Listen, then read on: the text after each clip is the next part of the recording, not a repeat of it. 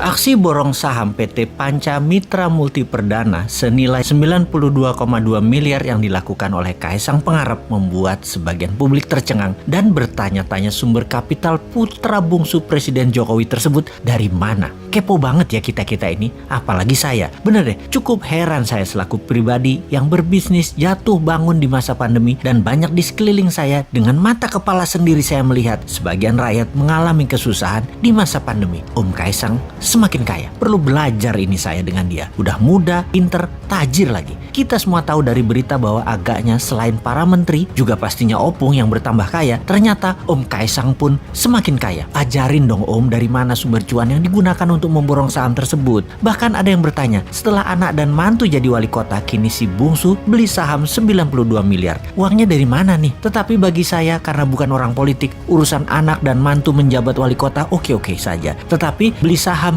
92 miliar, ngeces juga gua. Strategi bisnisnya pinter nih Om Kaisang dengan memborong saham PT Panca Mitra Multi Perdana, sebuah perusahaan yang memproduksi makanan beku berbasis udang. Total saham yang dibeli Om Kaisang Pangarep yakni sekitar 188,24 juta lembar saham atau sekitar 8% dari total keseluruhan saham yang ditempatkan di perseroan atau senilai 92,2 miliar. Kaisang membeli saham PT Panca Mitra Multi Perdana melalui perusahaan miliknya PT Harapan Bangsa Kita atau yang lebih dikenal dengan GK Hebat. Oke lah, selamat buat Om Kaisang yang dengan pintar memutar uangnya di banyak bidang. Mudah-mudahan pemodal yang memodali bukan mereka yang cari selamat dari kejaran hukum karena membakar hutang ya. Sekali lagi, kita ingin kepastian aja. Yang modali usaha Om Kaisang janganlah merupakan siasat perusahaan pembakar hutan untuk lolos dari jeratan hukum. Jangan ya Om. Oke lah, sekali lagi, Om sudah besar, sudah dewasa. Ayahmu presiden tak tercela dan tak ternoda. Dicintai 65% rakyat dalam 2 kali pilpres. Nama besar ayahanda jangan sampai tercoreng libido punya uang lebih dengan mudah. Sejarah panjang di Indonesia anak presiden yang berkiprah macam-macam